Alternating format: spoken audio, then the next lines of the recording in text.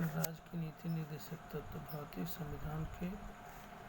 संविधान के भाग 4 अनुच्छेद 36-51 के तहत राज्य की नीति निर्देशक तत्वों का प्रावधान किया गया। भारतीय संविधान में नीति निर्देशक तत्व आयरलैंड के संविधान से प्रेरित है। नीति निर्देशक तत्वों की प्रकृति अनुच्छेद 37 से स्पष्ट होती है। इसके मुख्य पक्ष निम्नलिखित हैं।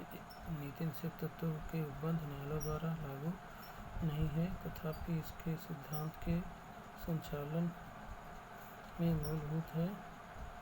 तीसरा, राज्य का यह कर्तव्य है कि वह इन सिद्धांतों को कानून बनाकर लागू करे। अनुच्छेद 38 के अनुसार राज्य के लोक कल्याण की अभिवृद्धि के लिए सामाजिक व्यवस्था बनाएगा। अनुच्छेद 39 में राज्य द्वारा अनुसरणीय कुछ नीति निर्देशक तत्व हैं, जैसे कि पुरुषों को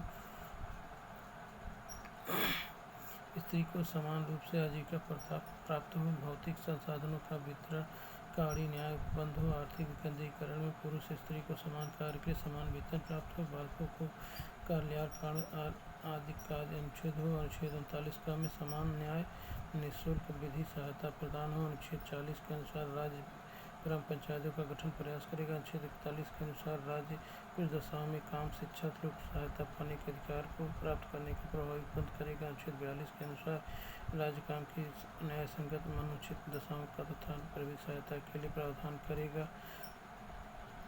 अनुच्छेद 43 के अनुसार राज्य को कर्मचारी के उचित कुटीर मजदूरी कुटीर उद्योग के संवर्धन में प्रयास करेगा। अनुच्छेद 43 के अनुसार राज्य उद्योग के प्रबंधन में कर्मकारों को भागीदारी सुनिश्चित करेगा। अनुच्छेद 44 के अनुसार राज्य भारत के संपूर्ण राज्य क्षेत्रीय नागरिकों के लिए एक समान सिविल संहिता लागू करने का प्रयास करेगा। अनुच्छेद 45 के अनुसार 6 वर्ष के कम आयु बालकों के लिए प्रारंभिक बाल्यावस्था देखरेख और शिक्षा का प्रबंध करेगा। अनुच्छेद 46 के अंतर्गत राज्य अनुसूचित जातियों, जनजातियों तथा दुर्बल व्यक्तियों को हेतु शिक्षा एवं आर्थिक वृद्धि के लिए प्रयास करेगा। अनुच्छेद 47 के अंतर्गत राज्य लोगों के पोषाहार, जीवन स्तर ऊंचा करने का लोक स्वास्थ्य का प्रयास करेगा। अनुच्छेद 48 के अंतर्गत राज्य कृषि और पशुपालन को आधुनिक संवैधानिक ढंग से संगठित करने का प्रयास करेगा। गाय और बछड़ों, अन्य दुधारी वाहक पशुपोषी मवेशियों के लिए प्रोत्साहित करने का के अनुसार अनुच्छेद 48 के अनुसार राज्य के पर्यावरण संरक्षण एवं संवर्धन का वन एवं अन्य राज्यों की जीवों की रक्षा करने का प्रयास करें। अनुच्छेद 49 के अंतर्गत राज्य राष्ट्रीय महत्व के स्मारकों का प्रदान करेगा। अनुच्छेद 50 के अंतर्गत राज्य की लोक सेवाओं में न्यायपालिका और कार्यपालिका से अलग करने का लिए राज्य कदम उठाएगा। अनुच्छेद 51 के अनुसार अंतर्राज्यीय शांति सुरक्षा के व्यक्ति का प्रयास करेगा।